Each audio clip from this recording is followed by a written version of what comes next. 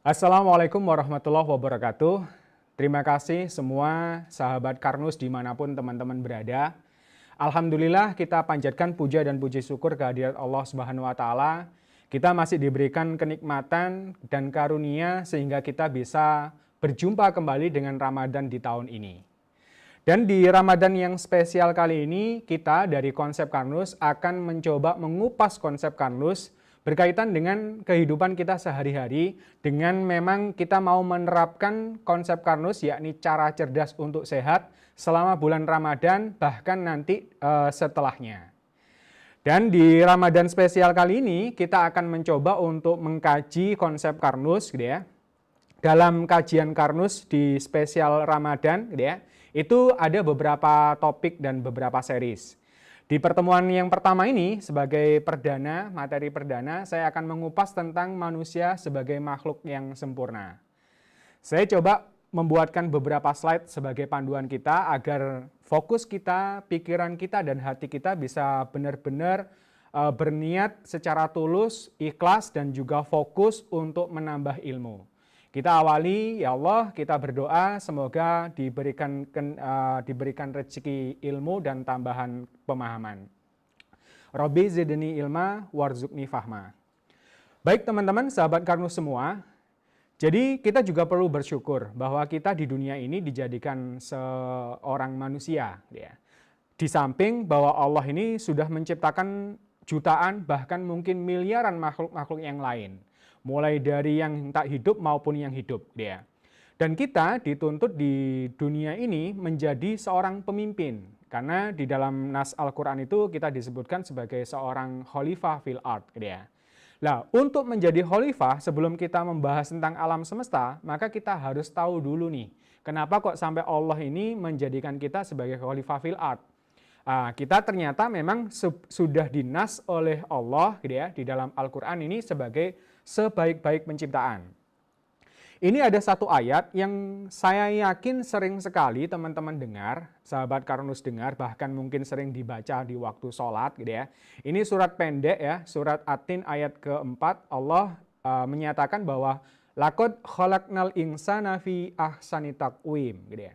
Sungguh kami telah menciptakan manusia dalam bentuk yang sebaik-baiknya. Jadi ini bukan main-main teman-teman. Jadi kalau Allah sudah menetapkan bahwa kita ini adalah bentuk yang sebaik-baiknya, itu luar biasa. Yang patut kita sadari dulu, kemudian kita syukuri. Cobalah kita bayangkan dengan saudara-saudara kita, ya, misalnya kakak kita ya, alam semesta ya. Pohon saja dari hari ke hari dia nggak bisa berjalan, nggak bisa berlari. Di situ terus kena hujan, kena panas, dia tidak bisa mengembangkan kehidupannya seperti kita. Hewan pun juga penuh banyak kelemahan-kelemahan. Mereka ada yang nggak punya tangan, mereka hanya punya kaki. Ada yang kakinya 4, ada yang kakinya 2. Sedangkan kita manusia itu luar biasa. Tapi pada kesempatan kajian Karnus pada hari ini, saya nggak akan mengupas tentang itu, tapi kita lebih spesifik akan fokus terkait dengan konsep Karnus memandang manusia, teman-teman. Jadi benar nggak sih bahwa kita ini memang benar-benar manusia yang dibentuk sebaik-baiknya? Gimana menurut pandangan konsep Karnus, gitu ya? Nah, saya akan menyuplik dulu definisi dari konsep Karnus, karena kita harus paham dulu ya, sebenarnya ruang lingkupnya konsep Karnus itu di mana. Nah, konsep Karnus ini ya, adalah metodologi dasar untuk mempelajari dan mengembalikan cara kerja tubuh manusia berdasarkan algoritma dari sang pencipta. Mulai dari aktivitas tingkat sel sampai aktivitas tubuh manusia dan hubungannya dengan alam semesta. Jadi ibaratnya gini teman-teman semua ya. Jadi kalau misalnya kita gitu ya, itu beli mobil katakanlah gitu ya, beli mobil. Tentu kita itu juga harus bisa membaca buku manualnya. Supaya apa? Kita bisa mengoperasikan mobil itu dengan baik. Kemudian kita pun juga harus membaca panduannya untuk merawatnya. Nah, jadi makanya kenapa kalau misalnya kita beli mobil, beli laptop gitu ya, itu senantiasa diberikan buku panduan. Sedangkan manusia, teman-teman, diturunkan di dunia ini, itu sebenarnya kalau kita ngomongkan manusia, itu memang ada unsur ragawinya, ada unsur yang rohaninya, ada roh dan jiwanya. Lah, sedangkan yang bisa ngomong, bisa berpikir, dan seterusnya, yang kita sebut manusia itu sebenarnya adalah kombinasi dari yang tampak dan tidak tampak. Lah, kalau menurut saya, gitu ya, menurut konsep Karnus, sebenarnya manusia ini secara fisiknya itu adalah tubuh ini. Lah, tubuh ini bisa saya ibaratkan sebuah kendaraan, teman-teman. Jadi ruh ya yang dulu Allah tiupkan gitu ya, waktu kita masih ada di janin gitu ya, itu masuk ke dalam segumpal darah gitu ya. Segumpal darah itu kemudian berkembang ya, kalau ada di dalam Al-Qur'an itu kan dari segumpal darah, kemudian ada tulang, ada daging sampai akhirnya berkembang jadi embrio sampai kita dilahirkan orang tua kita. Jadi sebenarnya tubuh fisik kita ini, raga kita ini adalah sebuah kendaraan, teman-teman. Karena sebuah kendaraan, kita seharusnya juga mempelajari bagaimana caranya memanfaatkan kendaraan ini dan merawatnya. Dan inilah di topik kali ini kita akan mencoba menyelami tubuh kita itu seperti apa, gitu ya. Jadi supaya kita tahu. Ironisnya ya, mungkin sayangnya gitu ya, mungkin kalau orang zaman dulu ya, manusia yang diturunkan belum ada buku manualnya gitu ya. Tapi alhamdulillah dengan banyaknya utusan yang turun ke bumi ini, termasuk Nabi Muhammad gitu ya, itu diberikanlah petunjuk-petunjuk ya. Petunjuk-petunjuk inilah yang bisa dijadikan kita sebagai guidance. Meskipun di dalam Al-Qur'an ini disebutkan bahwa guidance kita ini ada yang tersurat, ada yang tersirat gitu ya. Ada ayat-ayat yang qauliyah, ada yang ayat-ayat kauniyah. Makanya kenapa ayat pertama di Al-Qur'an itu kita diminta untuk iqra, membaca. Nah, kalau di tubuh kita membacanya gimana gitu ya? Makanya di konsep Karnus ini mencoba untuk mempelajari, membaca, atau kalau bahasa Qur'annya itu iqra gitu ya. Jadi konsep Karnus ini adalah sebuah metodologi untuk kita membantu kita untuk membaca tubuh kita. Nah, oleh sebab itu, coba kita akan menyelami tubuh kita nih. Dalam kajian Karnus ya, di konsep Karnus gitu ya, manusia ini adalah organisasi dari 60 sampai 100 triliun sel, teman-teman. Mulai dari sel kuku, sel kulit, sel rambut, sel otot, sel darah merah, darah putih, sel jantung, sel lambung, itu banyak sekali, teman-teman. Nah, jadi susunannya itu seperti ini. Karena organisasi, sel-sel ini teman-teman, itu akan mengumpul, membentuk yang namanya jaringan.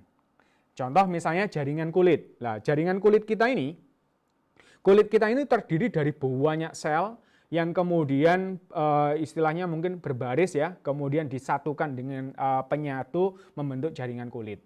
Otot pun juga sama, dari banyak sel kemudian yang serupa kumpul gitu ya, itu menjadi jaringan otot dan seterusnya. Nah, jaringan-jaringan ini kemudian membentuk organ, teman-teman. Contoh misalnya organ hati gitu ya. Organ hati ini ya terdiri dari banyak sel, banyak jaringan. Organ lambung juga sama, terdiri dari banyak sel. Dan organ-organ ini kemudian menyusun kembali menjadi sebuah sistem. Nah, kita kenal dengan banyak sistem di tubuh kita, ada sistem pencernaan, ada sistem peredaran darah, ada sistem saraf, sistem ekskresi, dan sejenisnya. Dan kumpulan dari sistem inilah yang disebut dengan raga manusia atau tubuh manusia. Nah, saya ibaratkan begini teman-teman. Jadi gambarannya saja itu adalah negara kita. Jadi negara kita ini kan sebenarnya adalah kumpulan dari warga, dari manusia yang berkumpul gitu ya, mulai dari tingkat RT, RW, kelurahan, kecamatan, sampai kabupaten, provinsi, sampai ke presiden. Jadi orang-orang ya dalam kelompok kecil membentuk RT, RT berkumpul menjadi RW dan seterusnya sampai ke presiden. Nah, itu sama seperti yang terjadi di tubuh kita. Jadi istilahnya itu ilustrasinya supaya gampang dimengerti bahwa tubuh kita ini tak ubahnya sebuah negara di mana ada banyak sel. Nah, perbedaannya apa antara satu sel dengan sel yang lain? Itu ibaratnya begini. Ibaratnya saya Rahmat ya. Apa sih bedanya saya dengan Pak Presiden gitu ya? Ayo coba, kan sama-sama manusia, betul. Sama-sama manusia, sama-sama butuh makan, gitu ya. Bedanya apa? Bedanya hanya di fungsi dan tugas, teman-teman, gitu ya. Jadi kalau kita ibaratkan dengan sel di tubuh kita, apa bedanya sel kulit, sel telinga, sel otot, sel jantung, gitu ya, sel rambut, sel darah merah, apa bedanya? Bedanya hanyalah di fungsi dan tugasnya. Jadi kalau persamaannya sama-sama sel, bedanya adalah fungsi dan tugasnya. Oh, ternyata sel rambut kita ini adalah fungsinya untuk apa? Untuk melindungi tubuh. Sel kulit kita juga melindungi tubuh. Kemudian sel darah merah, oh fungsinya atau tugasnya itu adalah membawa nutrisi makanan kepada semua sel-sel yang ada di dalam tubuh, gitu ya. Dan seterusnya, gitu ya.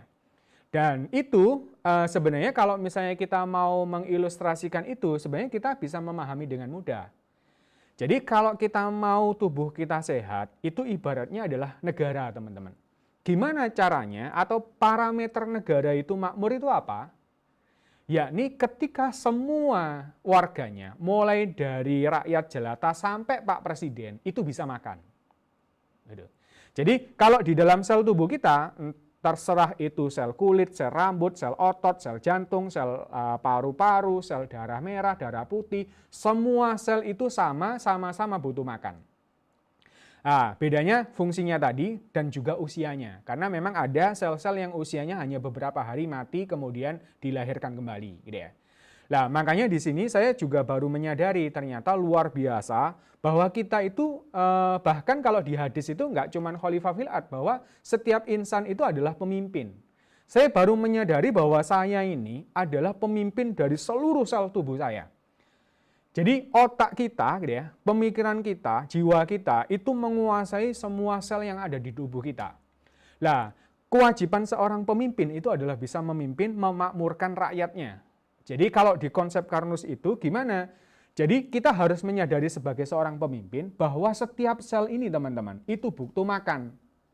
Atau kalau bahasa biologisnya itu butuh nutrisi. Untuk apa mereka membutuhkan nutrisi? Sebagai bahan energi dalam menjalankan fungsi dan juga untuk regenerasi sel. Ingat tadi bahwa sel kita itu hidup dan mati. Ya. Sel yang mati pasti akan diganti dan pergantian ini juga membutuhkan nutrisi. Jadi di konsep Karnus ini sebenarnya sangat simpel ya teman-teman, sangat sederhana bahwa manusia ini adalah organisasi sekian triliun sel yang semua sel itu sama-sama butuh makan untuk menjalankan fungsi kerjanya dengan baik. Jadi kalau ibaratnya gimana cara memakmurkan rakyat-rakyat kita, sel-sel di tubuh kita, pastikan semua sel-sel tubuh kita itu bisa makan sehingga bisa menjalankan fungsi kerjanya. Jadi mulai sekarang teman-teman, gitu ya, kita sebagai seorang pemimpin, memimpin tubuh kita sendiri, memimpin sel-sel tubuh kita sendiri, kita harus bijak dan kita harus adil, gitu ya. Jadi kita makanya kenapa kok kita perlu makan, makannya pun juga harus beraneka ragam ya, 4 sehat 5 sempurna, gitu ya. Harus ada karbohidrat, protein, vitamin, lemak dan semacamnya. Itu adalah karena kita berusaha untuk memberikan semua sel-sel tubuh kita itu bisa menjalankan fungsinya dengan baik. Makanya kenapa kok kita kalau misalnya tidur nih, gitu ya, doanya kenapa kok Bismika Allahumma ahya wa bismika amut. Ya Allah, dengan namamu lah kami hidup dan dengan namamu lah kami mati. Ternyata setiap hari teman-teman ada jutaan sel di tubuh kita ini mengalami kematian. Dan juga ada yang mengalami kelahiran. Makanya kemudian ketika kita bangun tidur, doanya juga sama. Alhamdulillahilladzi ahyana ba'dama amatana. Ya, jadi segala puji bagi Allah yang telah menghidupkan setelah kematian. Ternyata di dalam tubuh kita itu kalau di malam hari kita tidur, itu banyak pergantian sel, banyak regenerasi sel. Jangan sampai kita sebagai seorang pemimpin yang membawa raga ini itu berlaku dolim dan tidak memakmurkan sel tubuh kita. Jadi di pertemuan kali ini kita menyelami tubuh kita sedemikian rupa, ternyata tidak main-main. Kalau negara kita itu cuma 270 juta teman-teman, kalau di sel tubuh kita ini itu ada 100 triliun sel. Jadi kita ini memimpin luar biasa, tidak ada apa-apanya memimpin negara Indonesia ini. Jadi Pak Presiden dibandingkan dengan kita memimpin seluruh sel tubuh kita itu tidak ada apa-apanya. Makanya dari itu kita patut bersyukur kepada Allah, gitu ya. Jadi kita kalau sujud ya, kalau sholat benar-benar sadari, syukuri apa yang sudah diberikan kepada Allah, dari Allah kepada kita. Ya. Jadi kita sujud itu tidak cuma sekedar raganya, tapi kita benar-benar jiwa dan raga. Makanya kita haturkan sembah sujud kita kepada Allah bersama dengan seluruh ciptaannya, semua sel-sel tubuh kita itu kehadiratnya. Ya. Oke, sebagai penutup, ini quotes yang diberikan oleh owner dari Pak founder Konsep Karnus, Bapak Iwan Beni Purwowidodo STP ya. Di Konsep Karnus, manusia sehat adalah manusia yang sekian triliun selnya dapat makan. Semoga kajian Karnus pada hari ini bisa menambah keilmuan kita, meskipun ini sedikit tapi luar biasa teman-teman. Sampaikanlah kepada semua orang-orang yang kita cintai, semua orang yang kita kenal, bahkan yang tidak kita kenal, mungkin di sosial media, di WA, di Facebook, itu sebarkanlah kebaikan ini kepada saudara-saudara kita, supaya kita semakin tahu, semakin mensyukuri, gitu ya, dan semakin taat kepada Allah Subhanahu wa Ta'ala. Demikian dari saya di kajian Karnus episode pertama ini. Terima kasih. Assalamualaikum warahmatullahi wabarakatuh.